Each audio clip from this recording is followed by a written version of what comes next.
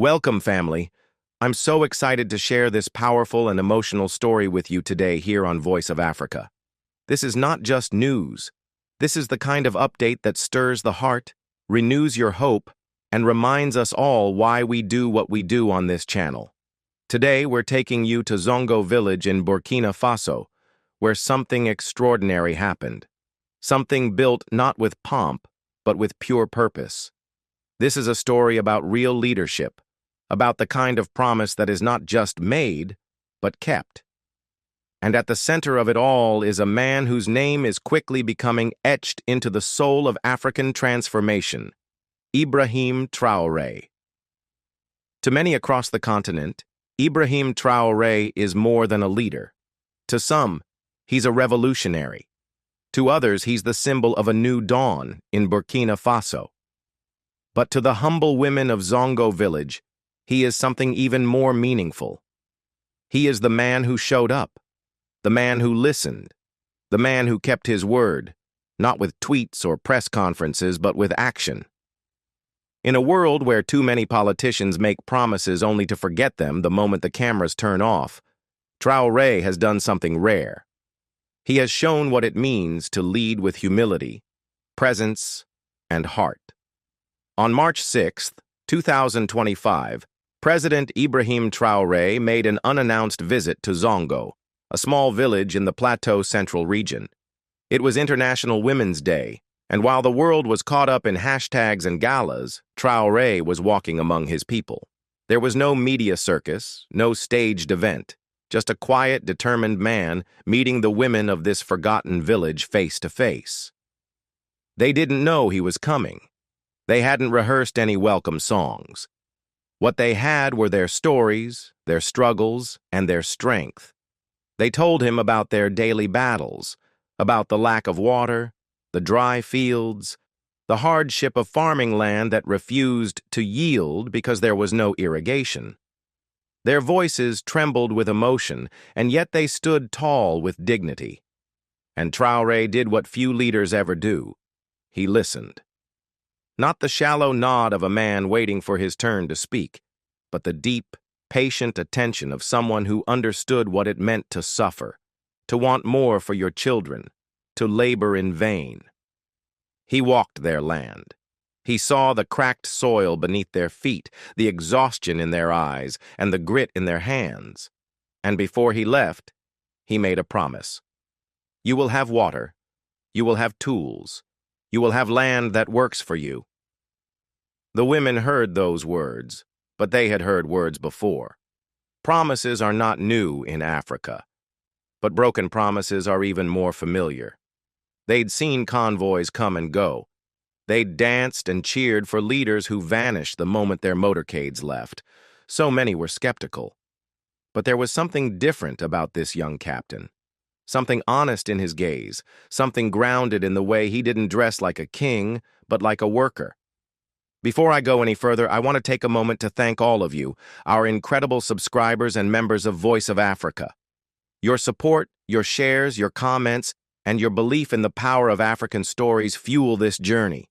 We're building something here, a platform for the truth, for pride, and for progress. If you're new here, make sure to hit that subscribe button, give this video a like, and tap the notification bell so you never miss a story that matters. Now, back to Zongo. Just a few weeks after that visit, something miraculous happened. On a bright Thursday morning, the president's chief of staff, Captain Martha Celeste Anderson Damwi-Meta, arrived in the village, not with excuses, not with empty hands, but with water. Real, tangible, life-giving water.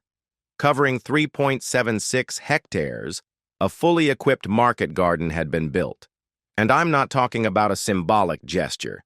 This was serious infrastructure, a fenced agricultural site, 2 boreholes, a towering water tank, and 15 ponds. Add to that fertilizer, seeds, and modern farming tools. Everything these women needed to not just farm, but to flourish. The village erupted in celebration. Songs echoed through the air, ululations danced in the wind. This wasn't charity, it was justice. It wasn't aid, it was investment. These women were no longer waiting in line for handouts. They were standing tall on their own land, equipped, respected, empowered.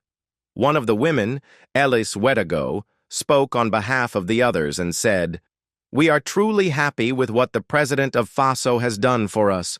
We have a head of state who loves his people, who loves work, and who supports our fight for food self-sufficiency." Her words cut deep into the heart of what leadership should be. Not about how many international meetings you attend, not about how many speeches you give, but how you serve your people. These women, for years, had been trapped in a cycle of poverty, at the mercy of the rains, barely able to feed their families. Now, they had the means to grow, to sell, to rise. They were no longer victims of circumstance. They had become agents of their own future. This act, simple in theory, speaks volumes about Traore's leadership. While the rest of the world watches his government with suspicion, while some media houses paint him as controversial, the people of Burkina Faso know the truth. They know that their president doesn't lead from a throne, but from the ground. He doesn't fight for foreign praise. He fights for dignity, sovereignty, and self-reliance. Even as he deals with global negotiations, even as he navigates attempts to destabilize his nation from outside forces, he never forgets the people at the base. It's no surprise that when threats came against him, when whispers of assassination plots and criticisms from foreign powers arose, the people didn't just sit back. They rose up. They filled the streets from city to countryside. They rallied not because they were forced to, but because they believed, because they saw something rare in politics today, a man who keeps his word. Ibrahim Traore's style of leadership is not flashy. He's not chasing headlines, he's chasing results. And the Zongo garden, while small in comparison to national projects, is a blueprint for how Africa can move forward. Not through dependency, but through empowerment. Not through begging, but through building. Each well, each seed, each piece of land is a statement of independence. And let's talk about symbolism. The person sent to oversee this project's completion was his chief of staff, and not just any official, a woman. That move speaks loudly. It says that women in Burkina Faso are not just being given land to farm, but power to lead. They are seen, heard, and respected not just in villages, but in high office. This is revolutionary in its own right. Burkina Faso has known struggle, no doubt, but it has also known greatness. From the revolutionary legacy of Thomas Sankara to the courageous leadership of Ibrahim Traore, the spirit of Burkina Faso continues to rise. And the lesson here is not just for Burkinabe, it's for all of Africa. The future of this continent will not be written in embassies or dictated by foreign consultants. It will be carved in dusty fields where a leader dares to dig a well, plant a seed, and keep a promise. So now I ask you, what kind of leadership do we want for Africa? Do we want the distant elite making announcements from behind podiums?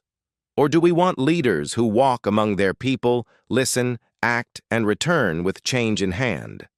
If this story has touched you, if you believe these are the narratives that should define Africa, let us know in the comments. What does leadership mean to you? What would you expect from your country's leaders? And more importantly, are we ready to build the Africa we keep dreaming about? Because here in Zongo, a dream came true. A promise was made. A promise was kept.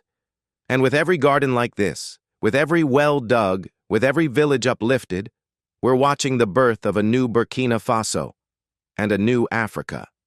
Thank you for being here. Thank you for believing in the vision.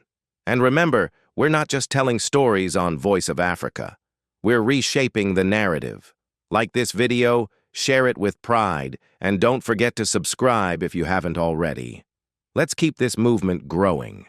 The world needs to see what Africa can do when we believe in ourselves. One well, one seed, one village at a time.